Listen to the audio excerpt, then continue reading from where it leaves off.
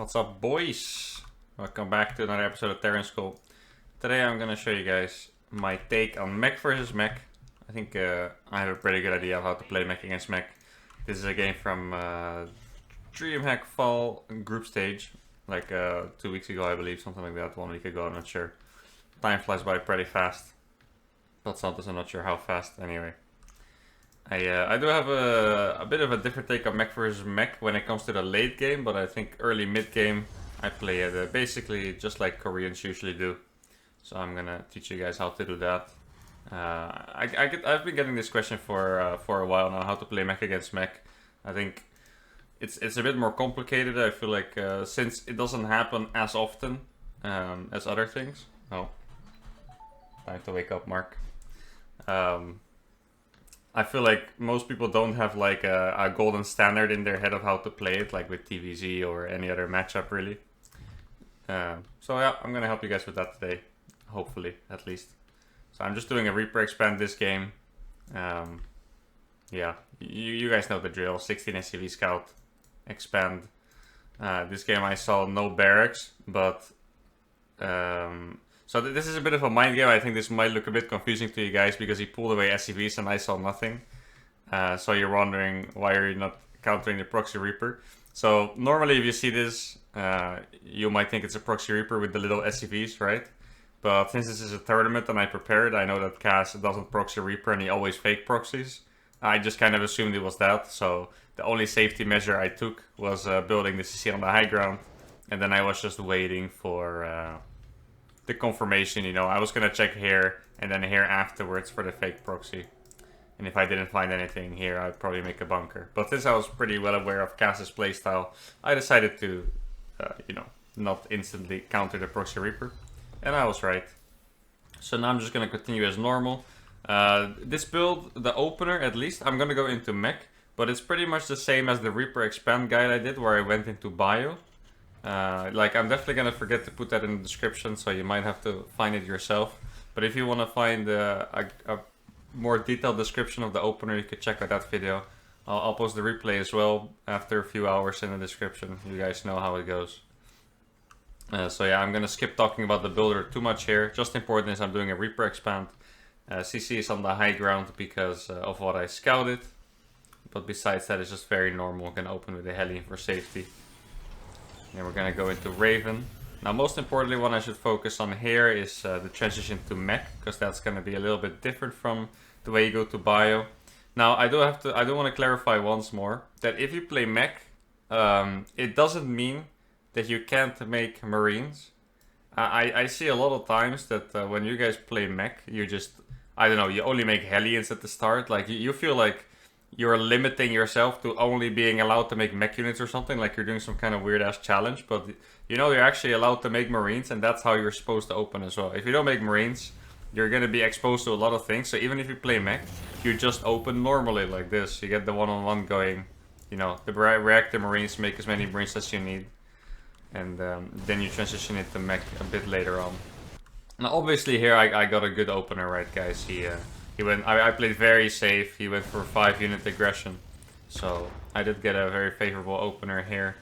As you can see, SU scout is the same, but my orbital's already finished and landed, of course. So I always go for the Cyclone. I think you might as well do that. I think a Cyclone is very safe. The only thing a Cyclone is not as good against as a tank is like some pretty hardcore dedicated attack, I guess. Like for example, Marauder drop. Actually, that was my last guide, wasn't it? Marauder drop with Hellions at the front, or maybe like a tank drop, stuff like that. But I feel like in any normal case where they don't go hyper aggressive, a Cyclone is probably better. If they do an aggressive like drop in the main, Marine drop, a Cyclone is also better than tank. So I think in general, Cyclone is just a better option. So with this build, I go for 3cc before the double gas, which is actually kind of uncommon, as you can see here. He already had this third gas, and then the fourth gas was made right after the third CC. But I'm actually gonna go for 3cc before double gas. And then another important thing, just like I said, you can make Marines with Mech, but this is the same thing as with Bio, is that when you transition, actually this is a pretty long replay, so I'm gonna try not to pause it as much. I feel like I've been pausing a lot already. When you transition, what matters a lot is the marine count. I stopped making a few marines to afford the 3rd CC, and that's, you kind of do that judging on the level of greed. So I got a good trade early on, and that's why I skipped a few marines to be able to afford the 3rd CC, because I was safe. And now, if you think you're gonna be fine, you can skip these marines at this point. I already have 12, that's a pretty good amount. I think, yeah, you should probably at least have 8 or 10. And why I say you need those is if they push you with tanks. Like, imagine you try to saturate your 3rd, you're gonna have maybe 2 Ravens and some Vikings, and like 4 tanks. If they have the same army but with 12 Marines, it's actually pretty hard for you to defend that. So those Marines are gonna serve for that purpose, to be able to defend early pushes. Obviously at some point you don't want them anymore. Marines are also very useful for spreading them around the map, like putting one here, blah blah blah, everywhere you can. Everywhere you have the APM for, really. Just for spotters, you know. So I'm gonna go for 3 Raven here. I said it before, but I think if you play Mech, 3 Raven is... It's just a very good thing to do. Like, those extra auto turrets just help you to defend. Even if you have the Marines, the 3rd Raven just makes you a little bit safer from those pushes, because you can really spam auto turrets against any attack. And yeah, it's just gonna be a lot safer. I feel like if you play 2 Ravens, you're a bit more susceptible for attacks and stuff like that. So whenever I play Mech, I try to go 3 Raven. And you also get a fast eBay to make turrets. And this is the thing about Mech, is early on, you're always gonna have too many minerals. Now with this build it actually works out fine. Alright, so now I'm gonna explain you guys a little bit about transitions here. So if you play against Bio, which for me, Bio is like 80% of the game or something, it's almost always Bio. This is what it looks like. Now I'm a player that doesn't really like to scam. I like to meal. So in this case, this is not ideal against Mech. This is what it looks like against Bio. If you play against Mech, you usually don't get a reactor on the starport right away, because you don't need to make Vikings against Mech. The way you play Mech versus Mech is mainly, you get a healthy siege tank count from the early game, pretty much always, unless you do some kind of weird Cyclone opener. And then after that, you're going to go into Cyclones with Liberators, because the spamming tanks is not very useful, Mech versus Mech. Like, if you have 12 tanks, you still can't really attack into a guy with 7 tanks, you know what I mean. And meanwhile, Cyclones can actually be very useful. So if you play Mech versus Mech and you scout it right away, and I usually don't scout very early. So this is usually what happens for me, that I actually get into this spot and then transition after. But if you do manage to scan early, or you get a Reaper and a scout another factory, you would just build this factory right here and maybe make like a single Liberator, or just get your factories straight away. Another rule, if you know it's Mech versus Mech, is to get 5 factories before double armory, actually, because upgrades are not super relevant to Mech versus Mech. If you play Bio, you get your armories now. I wouldn't be surprised if I get them. I don't think I scanned yet. No, I didn't. Yeah, like I said, guys, for me it's a bit weird, because I pretty much only play against Bio, so I kind of assumed he was playing Bio, and then I had to transition later. But this is also going to show you, how to deal with that situation. So like I said, normally, if you know it's Mech, if you scanned already, if you just scout a lot, whatever, you would not make these 2 armories and make 2 more factories instead. Now I'm going to have to deal with, doing that a little bit later. In my case, for him it's exactly the same. You can see, I think he was probably expecting Bio, and then he was making Vikings. And his approach, actually, this is very interesting, guys. Is that he actually decided to go for full air Terran instead. And this is also an approach you can do. This is a little bit weird. I haven't seen this in a while. This is what I used to do a long time ago. But you just rely on tanks to keep you safe, because no matter if I have way more mech units, you can't really attack into tanks. And he's just gonna go for air right away. Now, right now I wouldn't recommend this, because everyone is spamming Cyclones, as you should. But yeah, this is, I don't know. If you want to try it out, you can try it out. It's a very interesting option. I think I probably scanned somewhere at this point. Yeah, there we go. Perfect. And then what I'm going to do is just add those 2 factories instantly. Yeah, if you play against Bio, it's more important to actually expand and get your forward base set up. Because, as you can see, if you play Mech against Bio, you kind of want to... pausing again all the time. Sorry, guys. I'm going crazy with the pauses. Against Bio, you kind of want to hit a timing. And I'm not going to have 2-2 or anything before I'm maxed. So against Bio, usually you just make a 4cc instead, 5cc, expand very fast, take these at the same time. But now I want to get my factories first, because you really want to be able to pump a lot of Cyclones out. Now, don't get me wrong in thinking that you should only make Cyclones. the way mech versus mech works is basically you have a base of tanks. Usually you defend with the tanks because, I don't know, it's kind of, in mech versus mech it's kind of hard to scout, you know. In this case I was pretty well aware, but if you don't have really good scouting, you can just put your tanks at home, 4 here, 3 on the other side. I have 7 tanks, I believe, right? And the way you play mech versus mech is you have the base of tanks, so you can't just be pushed into, and then you just make cyclones and roam around with them and snipe stuff.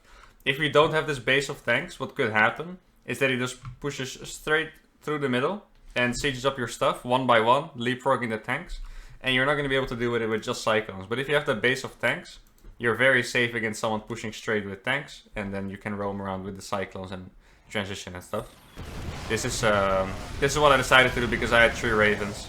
Honestly, in the end, I think it was alright. It's probably going to be a... Yeah, it looks like it's a pretty good trade for me. I didn't really like it for some reason. He had so many Vikings that he killed my entire air control and it became a bit awkward. So if I would have to redo this game, I probably would not do this. But yeah, realistically it was an okay trade. I don't know. I felt a bit uncomfortable losing my ravens and some tanks early on. Ideally, I prefer to keep my setup.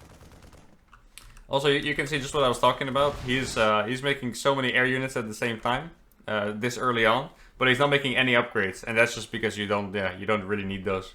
Cyclones don't benefit from upgrades. Tanks do 1,000,000 damage anyway, against armored units especially. So, yeah, if you realize mech versus mech and you realize faster than me, you can actually get those upgrades a lot later. Get your factories and whatnot first. Now, this is usually the setup you want to go for. You have a bunch of tech labs making cyclones, and then in the end, normally you get this reactor later, like I said, you just make liberators, because usually how mech versus mech goes is you're just running around with your cyclones all the time, sometimes cyclone against cyclone, and then you can just shift click a liberator here while moving around, and the other guy's cyclones are going to be out of position, and that's what makes it really annoying. It's actually a pretty tough situation to play. So usually this is what it comes down to. For the mid game, right? Not for the late game, but for the mid game you're just making cyclones and liberators basically. 2-2 is already being delayed, as you can see. I might start it in a bit because I have money, but I would rather not, because I just want to make cyclones instead. And on a map like this, you get a really easy 5-base setup, right? So now I'm just going to be roaming around with cyclones and stuff. Blue Flame, honestly, it's not super necessary, but I think you might as well get it. It's pretty cheap now, just like the servos, you know. And then for the late game, well, this was actually perfect. Well timed, old Mark. Is we go for ravens. And I personally think if you get the Cyclone Raven, you probably have the best composition in the game against mech. Like, I don't think the other Terran can ever attack. If he does, he needs to split his army, because you can run by with the Cyclones and disable the tanks he has with the Inferior's Matrix. Or he pushes with everything and you get a base trade and eventually he loses because you have Mass Raven. I think Raven is definitely the ultimate unit. Now so far he's defending well, but there's always some weaknesses, like you can see here. This is already going to be a free CC pickoff. Just look at the damage on those Cyclones. That die actually dies very fast. And that's the kind of moves you want to make, you know? Just a fit base here and there. Like, it's very hard for the other Terran to have his army spread everywhere. I heard a Liberator. Yeah, I killed 10 SCVs with the Liberators. That's what I meant. I probably shift-clicked one here and into the main, and then move with the Cyclones at the front. Try to not put too much effort into the Liberators. Like, Cyclones are very fragile, and if you misclick them, they die very fast. So, yeah, 90% of your focus wants to be on the Cyclones, and then those Liberators are shift-click. One small tip I can give you is try to avoid typical missile turret locations. So, for example, I think a very common one would be like right here. So if I shift-click a lib, I would shift-click it here, and then kind of like go behind, and then shift-click it on here, if that makes sense. So if you do it for the main, for example, you would try to shift-click all the way back here, and then siege on the mineral line, just so you avoid the basic missile turret placements. Sometimes there are no missile turrets, and it doesn't matter. But, yeah, like I said, you don't want to be looking at the Liberators too much, and that could just help you avoid the turrets. Pro tip. Now I'm getting that 2-2 in the end. So, how I play it is I get up to 3 starports first. Obviously, you want to make as many CCs as possible because you're playing mech, you have a lot of minerals left. And then you're going to start the Corvid Reactor and getting those Ravens out. And this is just what you want to do with the Cyclones, you know. Don't engage into this, like you're wondering, like, this is a good fight, but I was actually just picking up those front 2 tanks here because they were exposed. Missed out the opportunity to kill this, that's a mistake. But this is what it looks like. You want to roam around with your Cyclones, you have your tanks at home. I think I did lose a bunch with that attack, but I still have 5. And then whenever he moves out, you want to group your tanks together and block his attack. But besides that, tanks are AFK, and then you're going to roam around with Cyclones, making Ravens at the same time. Now, you don't necessarily have to make Vikings, but I just saw that he had such an absurd Viking count all the time that I wanted to have a little bit of, you know, I don't know how to say it, be able to fight back against the air army at least. So now I'm gonna probably make 2 more starports. That's how you do it. You go up to 5 starports, and then, or to be honest, yeah, you can make the 3 factories first. I was gonna say it's kind of up to debate. In this case, I wasn't sure. I think I may have rather had the 2 extra starports, but in the end, conclusion, you want to get to 5 starports, 8 factories. You don't really want to make more starports than that because it's just too much. And of course, you want to be able to reinforce Cyclones after battles because you're going to be trading a lot. I think the order doesn't matter too much. If you trade out army, like imagine you trade out a bunch of Cyclones at your 160 supply, then you'd probably definitely rather make some factories. But in this case, maybe I would have rather went for the starports. But yeah, both are viable. Just as long as you end with a good production, 5 starports, 8 factories, you know, that'll be good enough. And I feel like you can kind of see why I think this is the best style. The Cass is just stuck back here, not really doing anything. Well, I've been able to roam around and do as much as I want. I'm taking my 7th base, and he only just landed his 5th. This base is really hard to take. And just look at it. If he wants to take this base, he's already going to need to have tanks here, here, and here. And then if he tries to take another one, the bases I'm already taking, by the way, he needs even another place where he needs to spread siege tanks. And you can say it's possible. He has so many tanks, it's very possible. But he's not going to be able to have 2 tanks at each base and then still move out with a big army, right? There we go. 2 more starports coming up. Also, a thing you can do, by the way, is if you like, I feel like I kind of get those just in case the upgrades, you know, like my tank's doing as much damage as possible, whatever. But it's also a very good option to just make air attack from the start. Like if you want to do it really properly and you actually believe, you know, tanks doesn't matter too much. I'm just gonna go for the air army later on. Yeah, you can just get air upgrades. I feel like it's kind of automatic that I do this. I think it's probably better to just get air upgrades so you get air and armor, right? Maybe you can still get 1-1 for the ground. I wonder if there's actually, if it matters if you get +3 on the siege tanks or something. I don't think so. Maybe it does.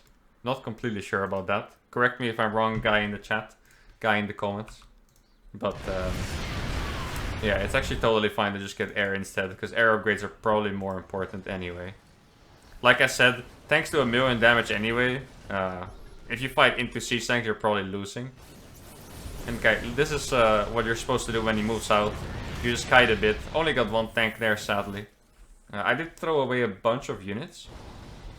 And now I'm getting punished a little bit for what happened in the early game. Where I threw away a bunch of tanks and my Ravens. Because now this push is actually a lot more scary than it should be. Like, if I didn't lose the Ravens, I would have been on 7 Ravens, which is almost as many interference matrices as he has tanks. That would have been like 14. I don't know how many are in a row here. It looks like 16 tanks. And I would have been able to disable almost all of them. But since I lost the Ravens earlier, I also lost a bunch of tanks. It's going to be a bit harder. So this is usually what you do. You just siege up the tanks around. As you can see, I actually pulled my tanks back. Actually, I did make 2 more. That's very nice. I didn't expect myself to refill that tank count after I lost 2, but I did. +1 for me. But yeah, you just siege your tanks here, and even though he has so many, he doesn't really want to attack into that because he's just gonna lose a few tanks for free, you know. And that's already good for you. Like, imagine if he loses 3 tanks, and I have so many Ravens. I think, yeah, I'm already on 5 Ravens. Like I said, I would have had 8 if I didn't do that silly move at the start. If you even lose a few tanks, that could be the difference between me interference matrices everything you have, or everything but 4 tanks. Because those tanks actually do a lot of damage to Cyclones. See, I already killed a bunch of tanks here. And this is why the tanks are important. If I only had Cyclones here, he would have just sieged here, and I'm done. And that's maybe what you guys expected when I was talking about the Cyclone style. But now, it's actually pretty easy to delay those with tanks. Tanks are so good against mech units, so much damage. Of course, you can find some stuff here, like you could siege here, maybe take down this position. But as time goes on, I'm gonna get more and more Ravens. Didn't make attack labs on these. That's a little bit of a mistake. I was wondering when our production was a little bit low. And here you can see the thing that I said about the upgrades, by the way. At some point, at this point, I was also like, well, why would I even get more attack? And I started getting air upgrades. That's good. So then this is a really good move to do as well. This is basically how you win the games. Like, these tanks are held back by the tanks. Usually you want to keep a few Cyclones at home at least. Now I had 8 factory production, so I was pretty confident. But you want to have a few Cyclones at home at least in case he dives on your air units. But stuff like this is really hard to defend if you play tank style. Like, I could have just killed those tanks for free. I decided to go for the CC instead. You know, any damage is good damage, but if you have 8 Cyclones and the guy walks towards you with 5 unsheathed tanks, those tanks just die. So he still needs to, even if he needs to come back, he needs to siege all the time, and it's just really annoying. And he pulls a bit of his army back. And this is kind of the outplay composition, I guess.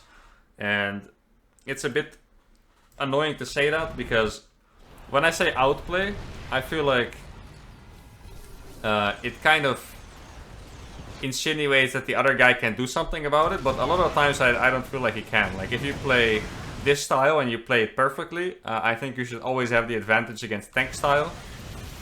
Which you can see here, you know, my army is so big. Once he left his army alone, everything's just gonna die for free. And Ravens scale so well, guys. Ravens scale really well. So here I'm pushing forward, but just like I always say about the compositions, guys, don't forget that you always need to refill your composition. Here I only had 1 Cyclone, one other just finished. But I do have 8 factory production. So all I need to do is wait for a few Cyclones, and then you can go in again. Because Ravens can just interference matrix, and at this point, just like I said earlier, he might have a few things here, a few things here if he wants to take this here, blah blah blah. But then you have the Ravens, so if there's just 3 tanks somewhere, you can just disable and kill it for free. And at this point, it becomes really impossible for him to just defend with tank style. Like, I think he would have to put a lot of turrets everywhere. Like, even Liberators, Siege Liberators will get disabled, you know. At this point, it's really up to me to lose this game, I feel like. Especially with all the Ravens I already have. I think you could also make some mines with this. Maybe mines is the right choice, but then they're still going to get picked up by the Cyclones. Like, honestly, I feel like at this point for him, when I'm already set up, 5 starports, 8 factories, I already have 8 Ravens, I feel like there's not too much he can really do, if I'm completely honest. Here I was completely out of position, so this is going as well as for him as it could. Like, this was very poor by me, have to admit. But I'm still very confident here with the 10 Ravens. Like I said, I can literally disable all of his siege tanks if I want to, and go in with the Cyclones. Now I usually try to do it a little bit more patient, and follow the rules, you know what I mean? So I'm gonna counterattack with the Cyclones again, I believe. Like, don't forget, I have so many bases. This is not super saturated, but I have 94 SCVs.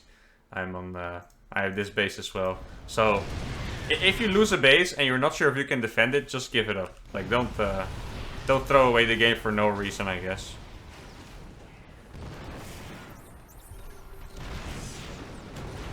And this is also the thing. Like, he has however many tanks this is here, like 12. What can he really have at home for this? You know what I mean? I was like, I wanted to attack it first, and I saw all the tanks, and I was like, nope. So here we go. Like, this is what I'm talking about. Look what he has at home.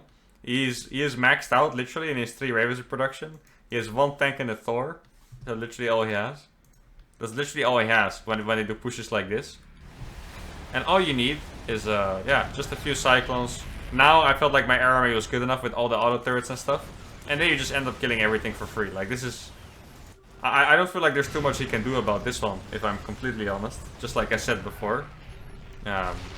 Normally we don't attack into tanks, but if it's 1 or 2, that's fine. And this is, yeah. Like, this is... Once again, I'm messing it up here. I have to say, guys, this was a tournament game, so... If you guys see a little bit of off micro, or, you know, some... you know, in this case I lost so much for free. It's probably because I was a little bit nervous, or maybe I was just focused on this. This is what I say, why the Ravens counter this style so hard. He sees tanks, but yeah, they literally can't do anything. If I save this, the game would have been won instantly. Because I had, I don't know how many Cyclones it was, like 12. It would have been 12 dead Vikings, and then you just get out. You kill these CCs for free, you know. So, me not paying attention to those units was actually a pretty terrible mistake. But well, I'll forgive myself. Because I still have these Ravens, and I'm pretty invincible anyway. He also made his own Ravens. I think he realized what I was going for, and he felt like he had to mirror me to win this. Now on this map, I basically already took every base that I can take. I guess I can start taking his base, or and this one. For some reason, I always forget about this base. I don't know. But on another map, you would just keep expanding. Like, I don't know which map has a lot of bases right now. Maybe like Eternal Empire or something. But usually you just keep expanding with this. You have the map control. So you can just go and expand wherever you want. Keep making a lot of CCs with all that money you have. Especially if you're going into Ravens. 5-star per Raven, or 4. You're very gas heavy. And you can actually just make so many command centers. It's a very good thing to do. So here you can see I have my air army. I'm keep adding in more Ravens and Ravens. As long as you have at least a few Cyclones. Like, of course, you can't just fight with the Ravens. So, I don't know. At least 8 Cyclones, I would say. Right now I have a bit more and I'm very happy with that. 12 seconds, very good. And then you just do stuff like this at this point. Because if there's 3 tanks here, they're disabled and dead, you know. So he always needs to bring a large part of his army back to deal with it. Now, a lot of times here, because I think this replay is about 2 or 3 minutes more. A lot of times it feels like I can dive, like here. I could have went and disabled the tanks, but since Cyclones die so fast to tanks, I prefer to be a little bit more cautious. Like, those are 5 tanks. It's a lot of Vikings too. So I just backed off. And that's fine, because I at this point, like I said, I have all the control. So I can just keep going around, and I can actually just take the fight when I want to take it. Like 100%. And not risk getting blown to bits by 5 siege tanks. Though, I do agree that I probably could have went in there. Even here, I'm going to be a little bit more careful.